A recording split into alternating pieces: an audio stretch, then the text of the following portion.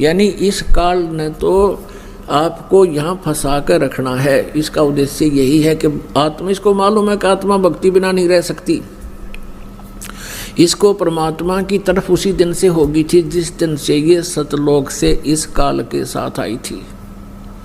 उसी दिन से प्रभु की आवश्यकता इसको महसूस होने लगी थी, और आज तक हम उसको प्राप्त नहीं कर सके क्योंकि हम काल के द्वारा भ्रमित ज्ञान पर आश्रित रहे।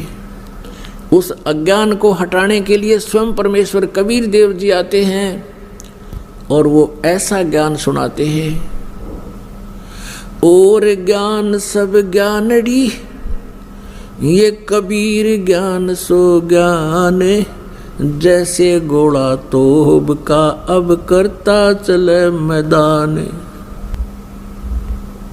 तो पुण्यात्मा, परमात्मा को पाना बहुत आसान है, सतलोक में जाना बहुत आसान है, लेकिन काल भगवान ने जो हमारे ऊपर ये अननेसेसरी बोझ लाद रखा है, जैसे 56 प्रकार की पूजाएं, नाना प्रकार की रीति रिवाजें जिनका कोई औचित्य नहीं, हम बेमतलब अपना समय व्यर्थ करते थे। जैसे होली मनाते हैं, दिवाली मनाते हैं, अब इसमें के फंड शुरू कर दिया, बम भटकावेंगे, कितना प्रदूषण हो जाता है। किसी की आँख में डाला, आँख फूट गई, किसी के कपड़े जल गए, किसी के खेतों में पूड़ियाँ जल गई, किसी का घर में आग लग गई, और प्रदूषण निरा, और सारी रात बड्डा है बड़, कोई मरीज है, बीमार है, उसने वो परेशानी रहे। ये कोई खुशी का तरीका है? और फिर उद्देश्य क्या? बोला इस दिन भगवान श्री राम सीता ने लेकर आया था, दिवाली वाले दिन वापस आया था, और वह गई भी तो थी काटी उसने 2 साल बाद से, फिर वो क्यों ना मनाया जिस दिन वह माँ दुखी रही, सारी उम्र तंग पाई। इस एक दिन के दिवाली वाले दिन ने के दे दिया सीता जी को, आजीवन भटकती रही, एक जंगल में टाइम पास किया, 2 बच्चों को लेकर के रहती थी। तो ये काल ने हमें ऐसा बना रखा है कि हम या तो भक्ति करें, नहीं करें तो ड्रामा सा करें, बस फिर इनको डाल दें इसमें 84 लाख नहीं। तो पुण्यात्माओं, परमात्मा कहते मेरे हंसा भाई, हंस रूप सा जब तू आया, अपना स्वरूप भूल में भूलाता ते जीव कहाया। उस समय तू आया तो बहुत धनी था, अब तू निर्धन हो गया, अब तूने फिर से धनी बनना है, तभी तुम सतलोक जा सकता हो। जितनी कमाई लेकर आया था पुनों की, राम नाम की भक्ति, उतनी ही तो सैचुरेट हो जाएगा, भक्ति के धन से परिपूर्ण हो जाएगा जब वापस जाएगा। और उसके लिए कितना आसान, एक श्वास की कीमत बता दी, होय होय। तो पुण्यात्मा, आप कितनी पूंजी लेकर आए थे हिसाब ला लेना, और ये सिमरन आजीवन करते रहोगे। जब तुम भक्त सतलोक जाने योग्य होगे तो हम कितने धनी थे, अब हमने किस प्रकार उतना ही धनी बनना है। जैसे गीता जी अध्याय नंबर 8 के श्लोक नंबर 1 में गीता ज्ञानदाता से अर्जुन ने पूछा कि आपने जो 7वें अध्याय के 29वें श्लोक में जिस तत्ब्रह्म के बारे में जानकारी दी है कि उस तत्ब्रह्म को, कि उसके तत्ब्रह्म को और सारे अध्यात्म ज्ञान को और सभी कर्मों को जो जानता है वो केवल जरा और मरण से छूटने का ही प्रयत्न करता है।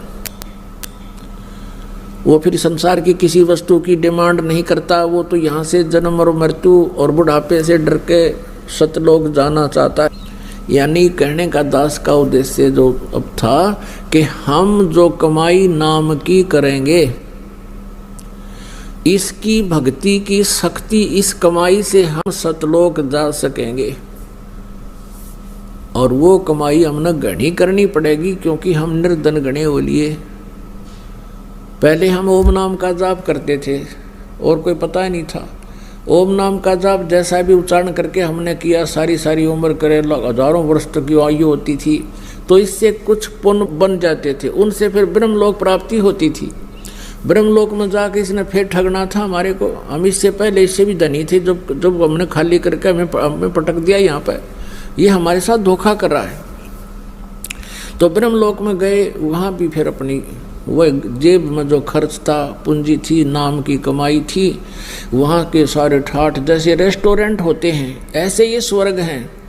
रेस्टोरेंट में धनी व्यक्ति ही रुक सकता है जिसके जेब में अच्छी मोटी हो, और फिर क्या होता है, उसी की सारा खर्चा उसी को देना होता है, कमरे का किराया भी, सारा खाना पीना सब चार्जेज, और धीरे धीरे उसकी जेब हल्की हो जाती है।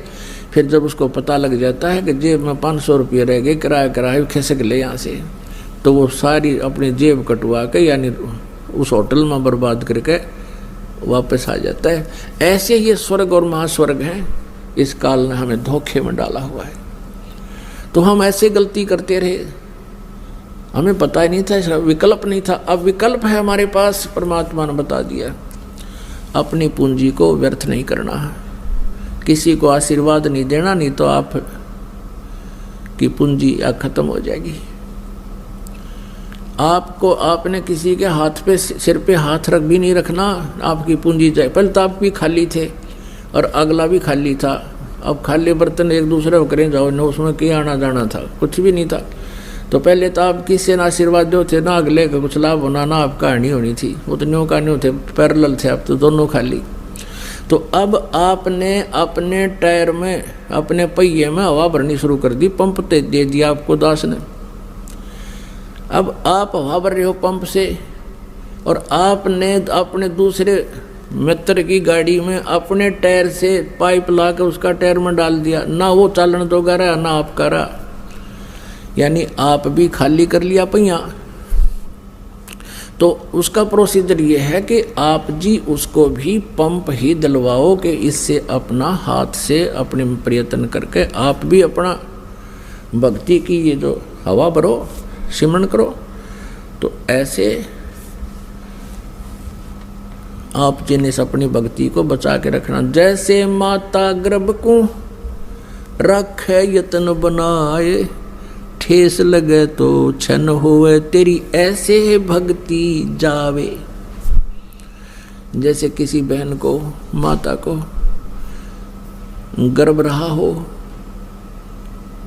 अब वो ही जानती है उस गर्भ को कैसे सुरक्षित रखना होता है। धीरे धीरे चलती है, कहीं ऊंचे नीचे में पैर झटका लग जा, मेरा गर्भ ना गिर जा। रात के समय भी, सोते समय, करवट बदलते समय भी उधड़ के पड़ती है, कहीं बच्चे पर दाब ना आगी हो। खाने पीने में भी कंट्रोल, संयम रखती है, तब वो एक पुत्र या पुत्री रूपी लाल प्राप्त कर लेती है। ठीक इसी प्रकार पुण्यात्मा आप जी ने अपनी भक्ति को ऐसे संभाल के रखना है, जैसे माता गर्भ को रखे यत्न बनाए, और ठेस लगे तो क्षण हो जा, क्षीण हो जा। ऐसे भक्ति नसाए, ऐसे भक्ति नष्ट होती है आपकी। तो आप जी ने मर्यादा में रहना है, मर्यादा को तोड़ना नहीं है। इस प्रकार हम परमात्मा पाएंगे और सतलोक चले जाएंगे।